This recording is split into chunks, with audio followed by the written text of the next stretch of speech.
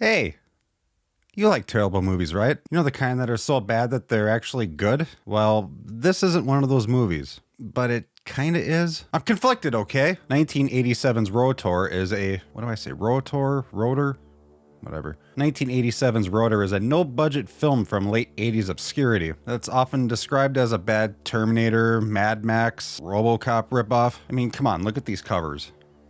It's about a cyborg designed for police combat, but when activated before it's fully developed, it targets a young woman for termination. Sound familiar? One day YouTube autoplayed the Rental Reviews episode covering this movie, and despite James Rolfe's protest over how bad it was, I just had to see it. But unfortunately, this movie was a pain in the ass to find. There's a $30 import from Spain, which I was not willing to spend this much on a movie that I was certain I wouldn't like. A used copy of the out-of-print US release on Blu-ray had inflated to $140. Excuse me? But no, even VHS prices were ridiculous. And all I could find online was a Riff Tracks version and a terrible bootleg of it on YouTube. And I'm not gonna watch the Riff Tracks version because I wanted to watch this movie purely on its own merit. And I really wasn't feeling cruddy YouTube quality dragging down the experience of a movie that I was convinced that was gonna be a chore to watch anyways. So honestly, this video has been put on hold for several months at this point, but then recently I discovered that the YouTube movie service had it for free, and there it was,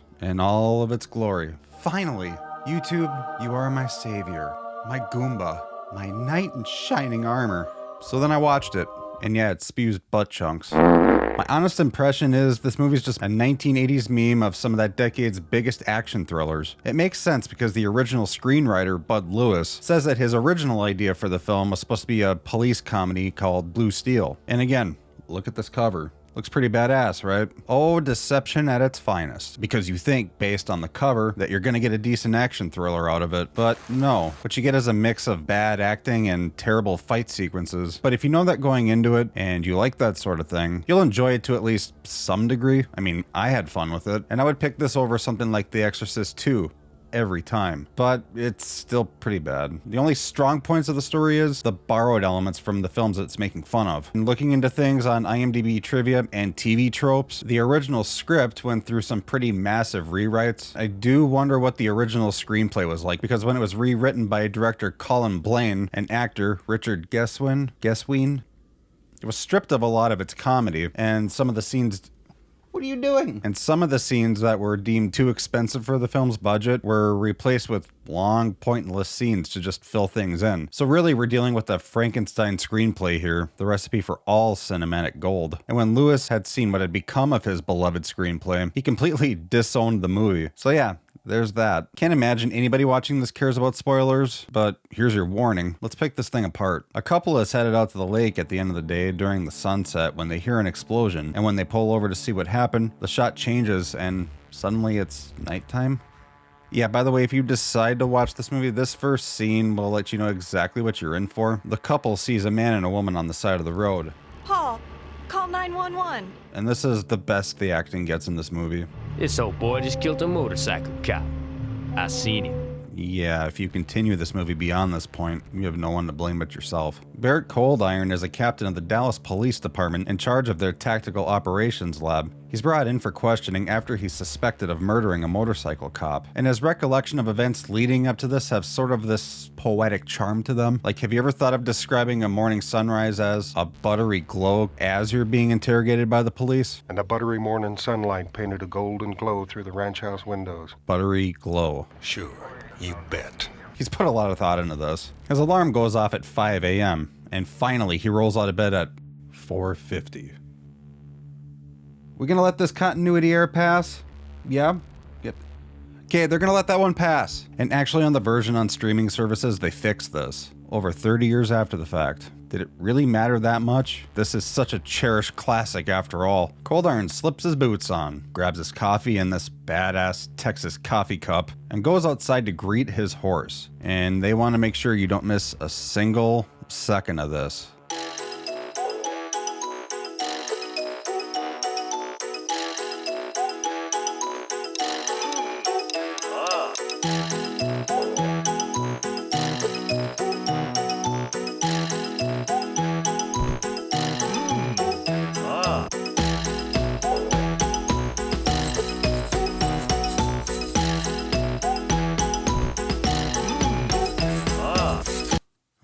finally.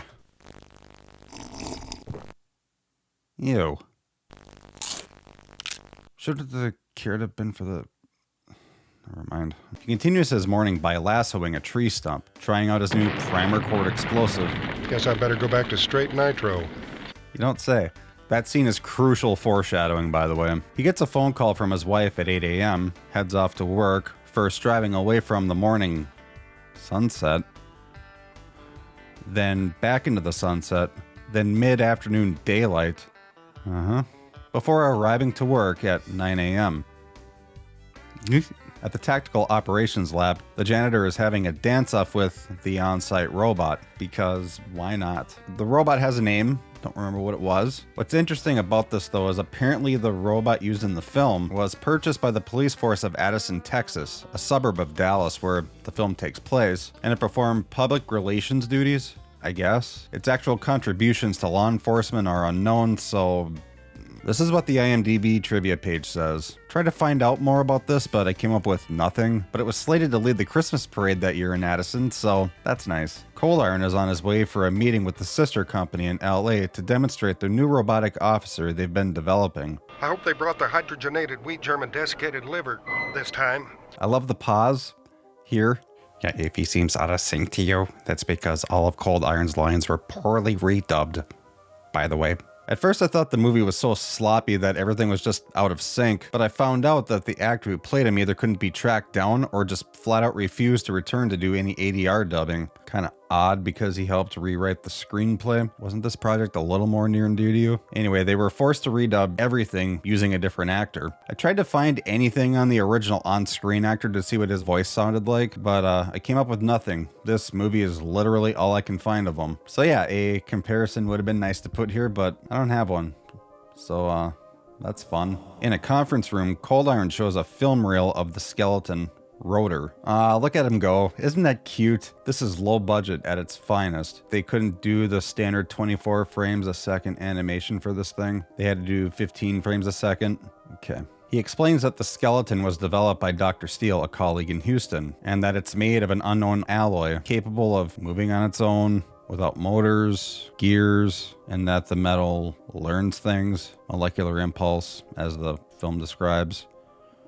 All right. Cold Iron gets a call from his boss, Earl Bugler, who apparently needs to lay off the home cooking. The man hadn't had a decent bowel movement in a week. He tells Cold Iron that the senator is demanding the robot be fully functional in 60 days. Bugler literally starts every sentence with a question. You know what he called me? Do you know why? Do you have any idea why? Am I getting through to you, cowboy? I also love how the guy playing him is just so overcommitted to this role, while Cold Iron's just chill the whole time. Anyway, Cold Iron explains that it's not possible, and activating it so soon would be dangerous. This fat piece of shit pulls rank and fires him, and puts his second in command in charge. I'm skimming over a lot of political crap here, but you get the gist. So with Cold Iron off the project, and another guy in charge, trying to brute force Rotor out years early, you would think this be the reason for things to go south, but really it was just the janitor putting his headphones across 2 electrodes on the chamber containing Rotor while harassing a cute lab tech. This guy is hitting on the scroll trying to sell himself as full-blooded Indian, and his name is Shoe Boogie. Yeah, Shoe Boogie. In an attempt to swoon this uninterested damsel in distress, he describes the Blood Eagle, a Native American ritual where warriors lay on the ground, they tie ropes to his limbs, and horses take off tearing him apart. Nothing swoons the ladies like good old-fashioned disembodiment. Guys, hit it! Even though that's not what a blood eagle is. Google it, it's not. Well, whatever version of this blood eagle is, it's more clever foreshadowing. Yay. Fun fact, the actor playing Shoe Boogie, he's uncredited, and his identity remains unknown to this day. He's never been spotted or recognized in anything else, making it a cool little mystery for fans of the film. Meanwhile, Cold Iron and his wife are at home, about to cook up some meat. Ooh, we're getting spicy. No, really, it's steaks. Get your head out of the gutter. I reckon you got a bargain. I reckon you got a bargain. He's asked to go back out because they forgot charcoal for the steaks. We cut to a scene at a mini-mart where a group of hooligans are robbing the place. Cold Iron arrives to get his charcoal for his meat when he notices the suspicious getaway car. He walks up to the driver and asks that if he gives him change, he'll give him an extra 30 seconds runtime before he calls his plates in. Comprende, bro. Cold Iron fights off the others when they realize the escape car is gone. Okay, yeah, the facial hair. Yeah, Lewis, I definitely can't understand why you disown this. You get to watch me blow her brains up and splatter all over the ground. You gonna stop me? All you got is a newspaper. No reason at all. This movie is not only a chore, but at the same time, I'm glued to it. I don't know what that says about me. Yeah, by the way, we're over 35 minutes into this movie, and we still haven't seen Rotor yet, the main conflict, because this movie feels the need to be beefy for some reason. Oh, hey, never mind. We're there. Rotor is waking up, finally getting to the good stuff here. Like this color inverted point of view shot.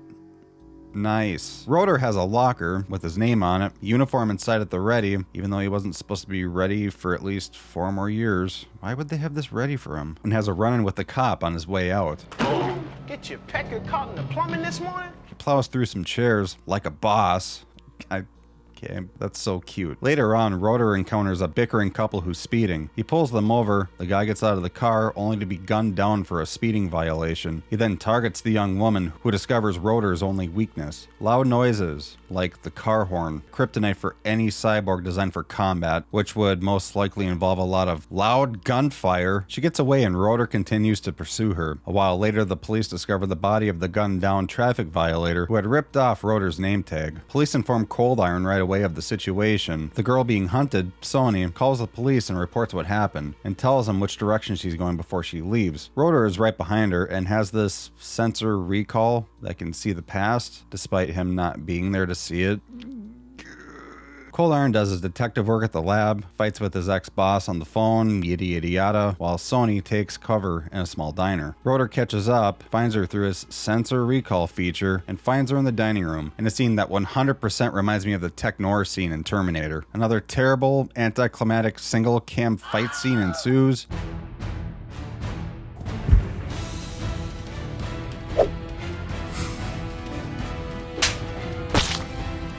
Fatality. And when Rotor discovers Sony is not in her car, he gets angry. Very, very angry. Ah, so precious. Look at you. Cold Iron catches up to them, and Sony has Rotor temporarily weakened by a tanker horn. She jumps out of the truck and almost gets run over by Cold Iron. Whoa, whoa, whoa, look out, look out, look out! Hey, kitty. Hi. Sony escapes as Cold Iron shoots Rotor's bike, crippling it as he pursues her. He's on the CB with her, because her car suddenly has one of these. But if it was in your car the whole time, why didn't you use it before? He tells her that in order to stop Rotor, she has to be the bait. She has to keep driving until 4 p.m. and meet him at the fishing lodge at the exact time. And just side note, it's about 4:45 a.m. here. I sure hope she has enough fuel. Cold Iron calls up a colleague of his, Dr. Steele, to help take down Rotor, and she flies from Houston to assist him. Let's go get him. Gonna ignore the hair. Yeah, I know, guys, it was the 80s. Sony shows up at the lodge at 4 o'clock with Rotor right behind her, and right as she's about to be assassinated, Cold Iron and Steel arrive. Dynamic duo. It's a very underwhelming fight scene, to say the least. Like every other one in this movie. This is what it looks like. This is what they fight like. Steel dies, which sucks because she literally just got here. And Cold Iron lassos Rotor's arms and legs, ties them to the car, and Sony pulls them apart by backing up. Yeah, remember? Clever foreshadowing. Yep, here's the grand payoff. Cycle back to the beginning where Cold Iron is giving his story to the police about what happened. He finishes up, walks out, and as he's leaving, Bugler shoots him right in the back, right outside the police station. Really? Right outside the police station? There's no witnesses for this? Nobody around? Anyone? And the Rotor project has now been revamped, with the new prototype being modeled after Dr. Steele. The end. That's Rotor. Yeah, I shit on this movie a lot, but I actually really enjoyed it based on the fact that it was supposed to be terrible and cheesy. It's good in its own way, I suppose. Like I said in the beginning, I'm conflicted. And I think it's a fun movie to just put on in the background while you're having a few drinks with your friends. I think it has its place for sure. If you enjoyed this video, please hit the like button, leave a comment, do all the things, and check out Rocky's video for The Wizard. It's her first solo video, and with the exception of helping her edit, that's all her. And I think it turned out pretty fire. I'm so happy to be done making this video. But now I have to edit it. Fuck!